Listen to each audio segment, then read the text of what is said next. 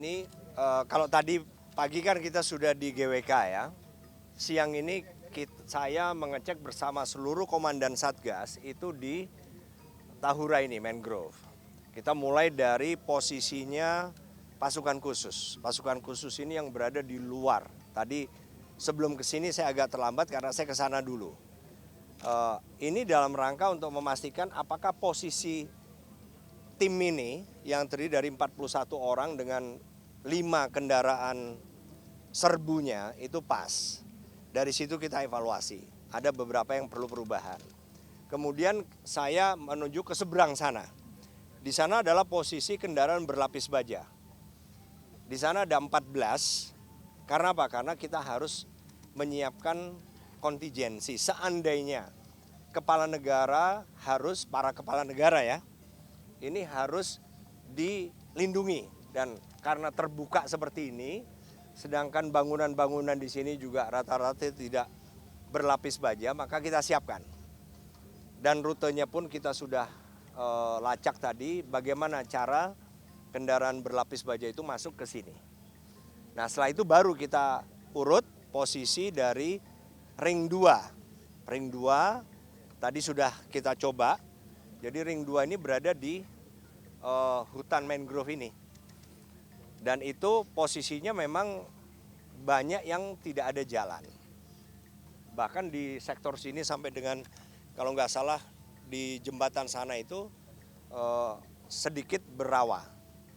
Oleh karena itu mereka juga menggunakan para-para supaya mereka tidak basah. Tadi kita cek dengan cara kita pakai visual. Pakai visual, audio dulu, kemudian baru kita bisa lihat. Nah kemudian penempatan dari sniper, dari ambulan, mini ICU, dari mini ICU yang stasioner, kemudian deteksi sudah kita coba, dan posisi-posisi dari pengamanan pribadi atau orang yang berjaga. Yang menarik ada pasukan yang berada di hutan mangrove itu sejak kapan mereka sudah berada di situ? Sejak hari Selasa. Selasa kan kemarin kita Senin sore ya gelar di lapangan Renon. Setelah itu kita besok paginya langsung masuk semua sampai dengan selesai nanti G20. Jadi mereka di situ tuh ya di situ. Di rawa-rawa itu. Iya. Makanya tadi kan saya tanya gimana nganter makannya dan seterusnya lah. 24 jam ya? 24 jam bukan 24 jam. Dari jam 6 sampai jam 20 itu full kekuatannya. 20 sampai 6 pagi 20%, tetapi bergantian. Jadi di semua, bukan hanya di sini, tapi di sepanjang rute, di semua titik venue juga begitu. Dalam pengamanan ini apakah ada negara lain yang ikut serta? Sejauh ini nggak ada. Sejauh ini nggak ada. Tapi kita juga terbuka. Terbuka artinya kalau mereka pengen tahu bagaimana gelar kita, kita pasti kasih tahu. Karena memang tujuan kita kan juga membuat mereka nyaman bahwa kita sudah cover nih. Gitu. Baik, untuk kelengkapan pengamanan sendiri Pak, selain dari TNI AD, TNI AL, dan TNI Udara gimana Pak? Oh iya kan kita sudah gelar hari Senin sore kemarin. Semua alutsista sudah kita bawa. Tadi kekurangan sedikit, makanya kita cek ini kan dalam rangka untuk menginventarisir. Selain penempatannya mungkin belum pas, alat-alat kecil-kecil, misalnya tadi di mini ICU. Di mini ICU kita perlu cooler untuk menyimpan IV, obat-obatan yang memang harus disimpan dalam suhu yang bahasa sederhananya kulkas lah. Itu belum ada dan itu harus dipenuhi. Terus mungkin juga tirai untuk penutup belum ada. Kemudian AC-nya masih kurang ini. Ya hal-hal kecil seperti itulah yang kita untungnya masih punya waktu 2-3 hari. Jenderal, biasanya kan ada negara-negara yang seperti US punya request nggak tentang security di standar mereka. Apakah dari US Army juga telah bergabung dengan TNI Angkatan Darat?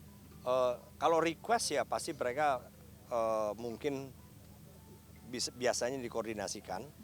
Tapi kalau soal misalnya penempatan biasanya tidak. Tapi adalah yang biasanya melekat ke kepala negaranya. Baik. Pak, ini sebelumnya ada perbedaan nggak dari pengamanan sebelumnya seperti APEC ataupun juga IMF yang sebelumnya sempat dilakukan di Bali? Waduh, saya nggak bisa bandingin karena saya baru kali ini. Tapi ya intinya kita berusaha Ya untungnya saya juga pernah menjadi komandan Pas Pampres. Saya karena ikut presiden juga menghadiri beberapa multilateral meeting di dalam negeri maupun di luar, itu kan semua jadi referensi. Dan pada saat presiden melihat tactical floor game kami 2 hari lalu, itu kan juga beliau mengingatkan salah satu insiden yang beliau lihat saat menghadiri multilateral meeting. Dan itu bagus menjadi pengingat kami. Oh iya, kalau itu terjadi, berarti apa yang harus kami siapkan? Bapak izin tanya isu soal Mahkamah Agung saat ini kan dijaga oleh militer. Oh, Nah, ini biasanya kan hanya dijaga oleh satpam-satpam saja, namun ini ditingkatkan menjadi militer yang menjaga. Apakah ini ada hubungannya dengan tertangkapnya Hakim Agung yang saat ini di usutan dari KPK? ya. Pertama, hubungan militer ya dengan Mahkamah Agung. Pertama yang saya gunakan adalah Undang-Undang Dasar UUD 45 ini. Di situ pasal 24 mengatakan kekuasaan kehakiman itu dilaksanakan oleh sebuah Mahkamah Agung dan badan peradilan di bawahnya. Seperti peradilan umum, peradilan agama, peradilan militer, dan peradilan tata usaha negara. Jadi di situ sudah dinyatakan secara spesifik oleh Undang-Undang Dasar loh ya, bahwa peradilan militer itu di bawah Mahkamah Agung. Nah, terus undang-undang kami, Undang-Undang Nomor 34 tahun 2004 tentang TNI. Di situ ada pasal 21. Tadi kan peradilan militernya ya. Isinya hakim militer. Undang-Undang 34 pasal 21 menyatakan hakim militer itu diangkat diberhentikan oleh presiden, diusulkan oleh saya, dan disetujui oleh ketua Mahkamah Agung. Ya, jadi di situ ada hubungan yang sangat erat. Terus pasal 29 panitera, di setiap pengadilan itu kan ada panitera. Panitera militer itu diangkat dan diberhentikan oleh saya, Panglima.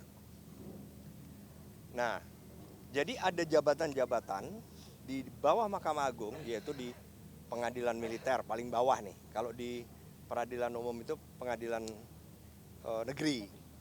Di atasnya adalah pengadilan militer tinggi. Di atasnya pengadilan militer utama. Itu mulai dari ketua, kemudian hakim-hakim itu militer.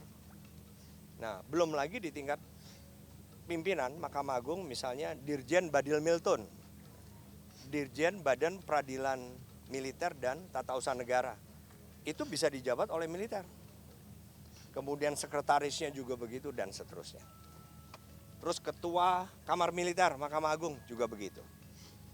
Dan di Undang-Undang Nomor 34 memang dinyatakan kok bahwa ada 10 institusi di mana kita itu bisa menugaskan secara resmi.